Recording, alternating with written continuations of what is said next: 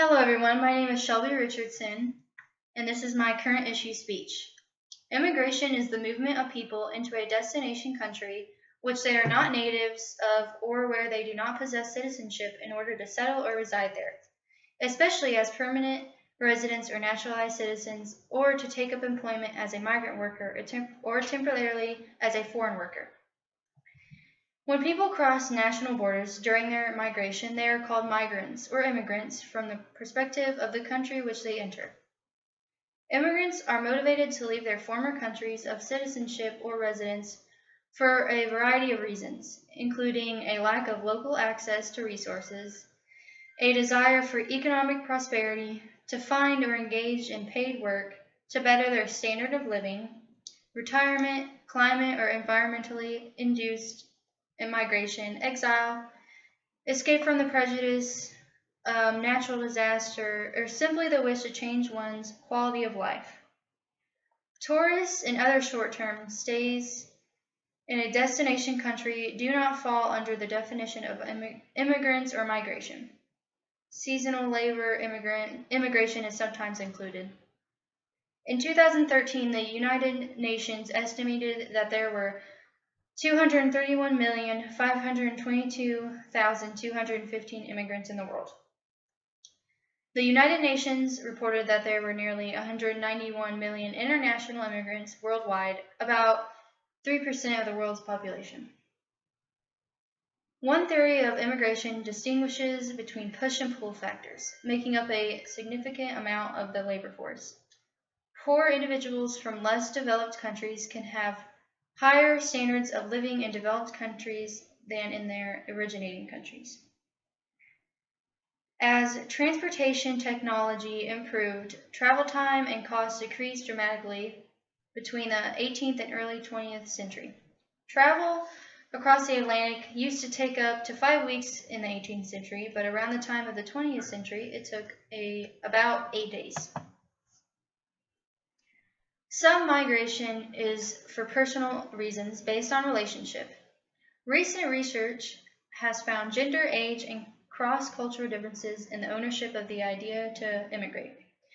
Evasion of criminal justice is a personal motivation. This type of immigration is not normally legal if a crime is internationally recognized, although criminals may disguise their identities or find other loopholes to evade detection.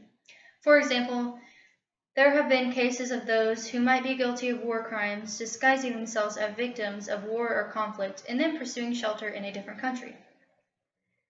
Barriers to migration come not only in legal form or political form. Natural and social barriers to immigration can also be very powerful.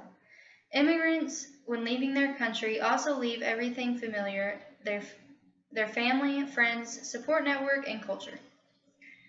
When they arrive in a new country, this is often with many uncertainties, including finding work, where to live, new laws, and cultural customs, language or accent issues, possible racism, and other behavior towards them and their family. These barriers act to limit international migration. What would happen if America kicked out 13% of its population, or 80 million people? Because 13% or 80 million people in America are immigrants. We should allow immigrants because America we live in today was born from immigrants, and we should have a path to citizenship. This impacts so many lives around us. Most of our ancestors were immigrants, and currently in America we have over 80 million. I chose this topic because it means a lot to me. Many of my friends and people around me are immigrants, and I see and hear the struggles they go through.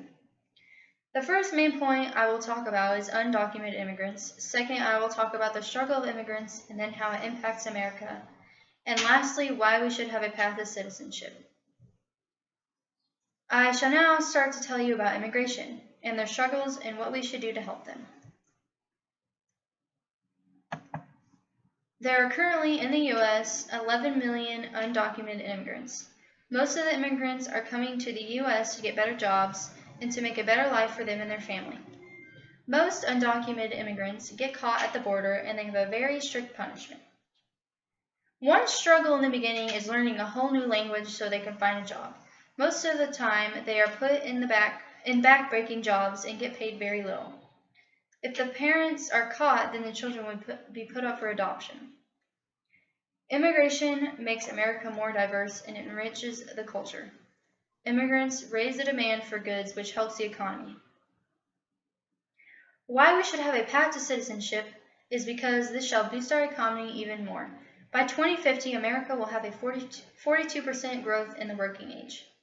Also, a diversity of workers will help the workforce be more creative, and the productivity will help the aging population. Thanks to our forefathers who were immigrants, we have the freedoms we have today, and we should allow other immigration to live the way we do today. I first covered undocumented immigrants. Second, I discussed the struggles of immigration and how it impacts America. And finally, why we should have a path to citizenship for immigrants. What would you do?